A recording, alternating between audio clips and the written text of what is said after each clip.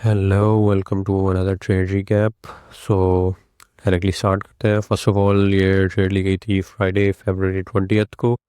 और बस दो रेड फोल्डर्स हैं, 8:30 पे और 9:45। So let's go. First of all US 100 के चार्ट्स पे अपना डेली बायस देखते हैं।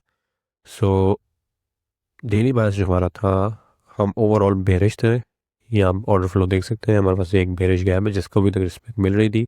ये वेडनेसडे ऊपर गया था पर इसके ऊपर क्लोजिंग नहीं दी, और प्लस थर्सडे भी इसके नीचे नीचे था और यहाँ पे क्लोजिंग हुई थी।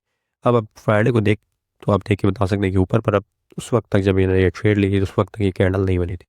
तो थर्सडे को अगर हम देखें तो हमारा बायस जो बन रहा था वो ये प्रीवियस डे लोज बन रहे थे। ठीक है, हमारे पास वीकली लोज है, पर वहाँ तक हम कभी अपना पूरा कंसेंसस नहीं रखते हैं। हम नियरेस्ट अपने ड्रॉ लिक्विडिटी पे अपने आप को रखते हैं, और ये हमारा ड्रॉ लिक्विडिटी बन रहा था 500 पे भी और US 100 पे भी।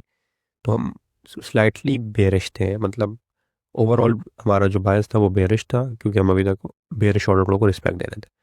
तो going down the time frames अगर हम देखें तो हुआ क्या अब, US 100 के ओपन पे 9:30 ओपन पे। सो हमारे पास ऑब्वियसली ऊपर भी ड्रॉज एंड लिक्विडिटी थे, पर फॉर द डे अगर हम देखें तो 2 बजे के बाद वी जस्ट स्टार्टेड डंपिंग। ये आप देख रहे हैं कितना ज़्यादा डंप आया। 5 बजे, 6 बजे, 7 बजे, 8 बजे और इवन 9 जब मार्केट ओपन हुई थी तब भी market dumped all the way down.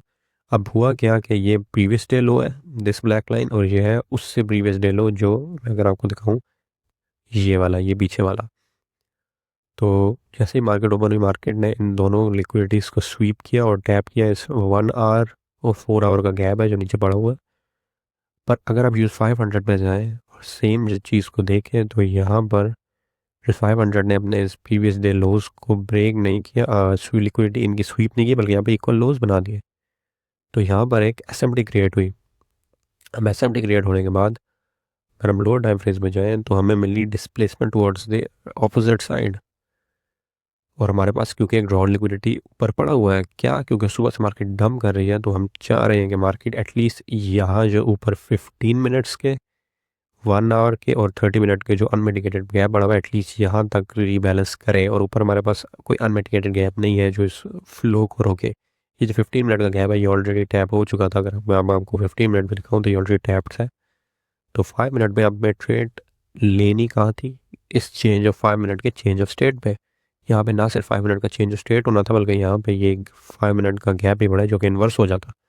सो तो मैं 1 मिनट में गया और ये ट्रेड मैंने ली। यहाँ इस ट्रेड में मैं थोड़ा लेट हो गया था क्योंकि आप देख सकते हैं चेंज ऑफ स्टेट यहाँ पे हुआ था, पर मेरी ट्रेड यहाँ पे भी बैड फिल।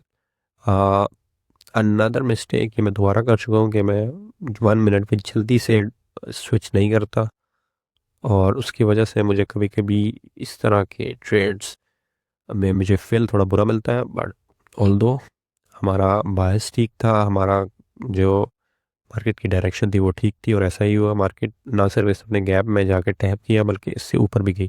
अब सवाल ये हो सकता है कि मैंने इसको लंबा होल्ड क्यों नहीं किया। लंबा होल्ड इसलिए नहीं किया क्योंकि ये जो अनमिटिगेटेड गैप्स है, हमें कोई गारंटी नहीं है कि ये होल्ड करेंगे, ये मार्केट को दोबारा नीचे भेजेंगे। तो मेरा जहाँ तक कंफर्मेशन थी कि मार्केट जहाँ तक जाएगी, मैंने वहाँ तक होल्ड किया इन गैप्स तक। उसके बाद मुझे कोई फ़र्क नहीं पड़ता कि अगर ये गैप्स होल्ड करते हैं या नहीं करते। सो दिस इज़ इट, ये हमारी ट्रेड थी।